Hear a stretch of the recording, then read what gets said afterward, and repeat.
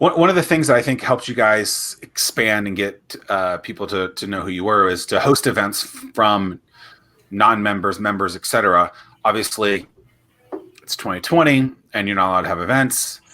What have you done to supplement that event style of marketing when you can't bring people into your home, basically?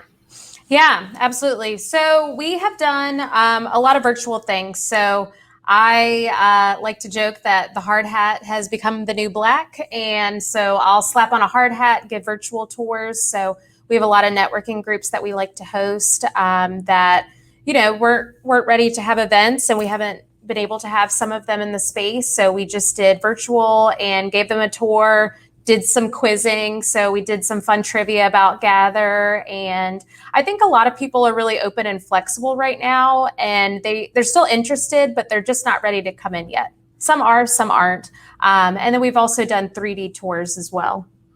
So knowing that before that style of event marketing worked for you guys, and for the last few months you haven't been able to do that, is that something that in the future you will go back to? Yeah, I think so.